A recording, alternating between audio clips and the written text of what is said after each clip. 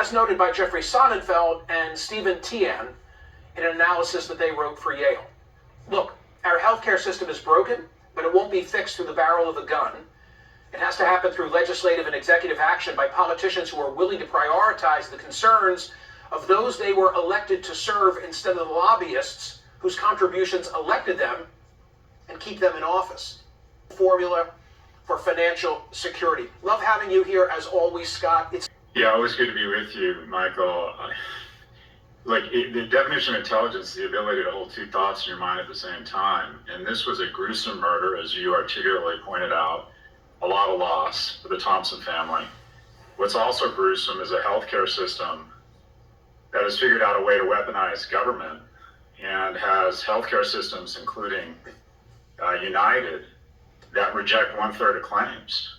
A healthcare system where, despite the fact that we have invented the majority of pharmaceuticals in the world and distribute and manufacture them, we pay on average $1,500 per citizen, and the rest of the world pays $500. A world in which we have the strongest economy in the world, but the number one source of bankruptcy is medical debt. The U.S. consumer healthcare is the biggest business in the world, but it's been optimized, like everything else in the United States, for shareholders. And that is, the way you really bring this down to a ground level and explain some of the rage felt by people across America is, in the New York Times, they have that section called Vows, where they highlight and celebrate people who've been recently married.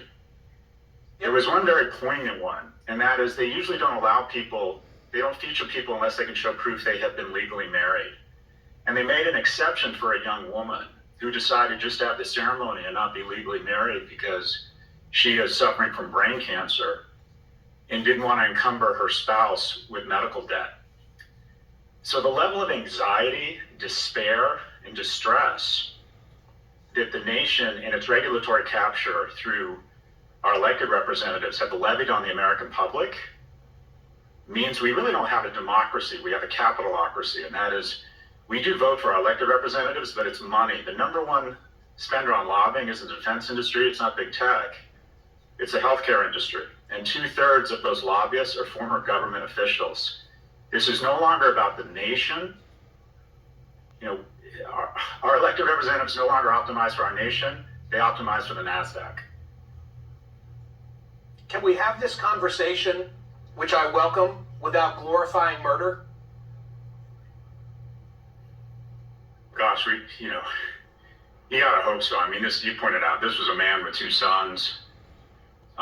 This is not, we can't have our anarchy. You said it perfectly. This problem isn't going to be solved through the barrel of a gun.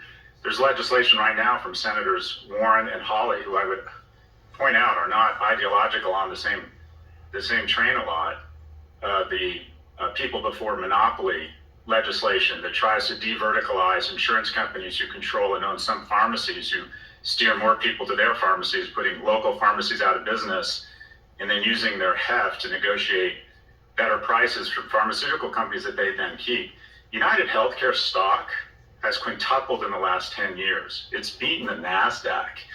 And yet 1 out of 3 claims that they received are rejected. This has to be a civil conversation, but I think rage is directed at the wrong place. I think the rage should be directed not only at Washington, but the voters who've decided that America is now a platform where the bottom 90% are responsible for innovating and generating and supporting an economy that's essentially optimized for the top 10% who own 90% of the shares. And the notion that somehow the CEOs of these companies are going to call on their better angels and start thinking long-term about the health and welfare of the Commonwealth. Don't hold your breath, Michael. I've been on the board of 7 public companies and a bunch of private companies, and I'm not proud to say this, but there's only one criteria for a CEO, and that is getting the share price up. The CEO of the parent wrote for the New York Times. I'm going to put on the screen and I'll read aloud just one paragraph that caught my eye. He said, and this is Andrew Whitty, he said, "We know the healthcare system does not work as well as it should, and we understand people's frustrations with it. No one would design a system like the one we have, and no one did. It's a patchwork built over decades. How can we be doing it different? You have this experience of being abroad, of having lived there for a brief time period. What's the model? What should come from this?" we pay double per person, $13,000, what other G7 nations pay. On average, they pay $6,500. And in exchange for that, we have worse outcomes.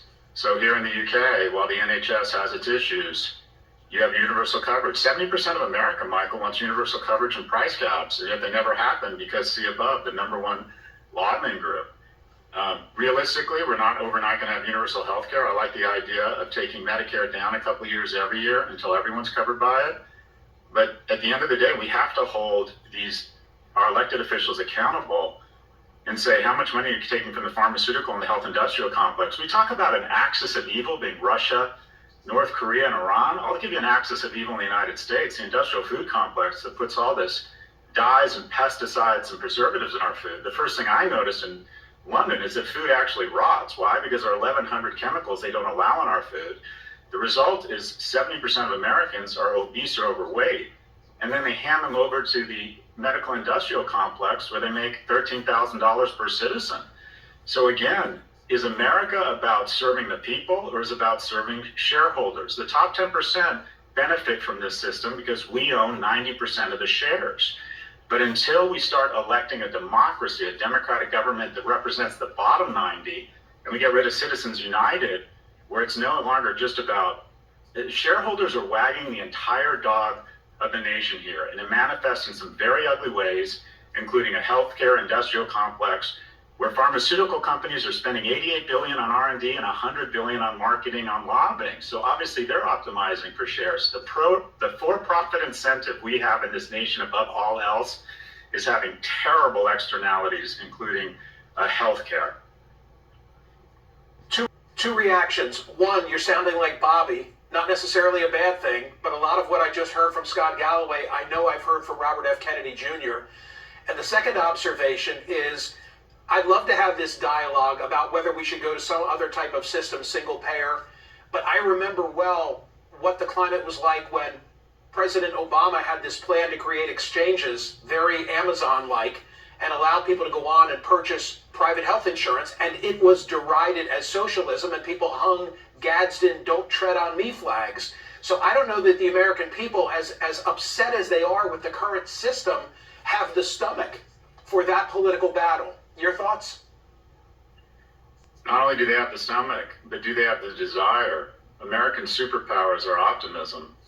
But the reality is the bottom 90% are there to optimize the top 10%. And the strange thing, Michael, is I believe the bottom 90% understands it and supports it because they believe that at some point they might be in the top 10%.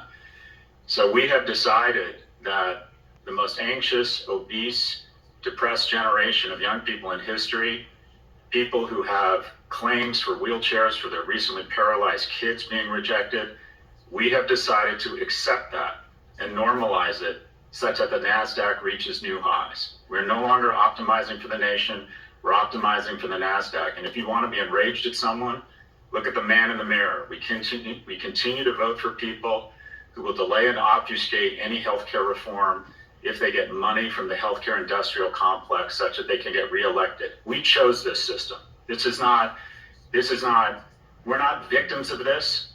We're the culprits. We have purposely opted for a system that shoves money from the bottom 90 and despair. We trade despair and distress at the bottom 90 such that the top 10 can get wealthier and wealthier. And we have chosen this system. We have chosen not an economy, not in a society, but a Hunger Games-like platform called America.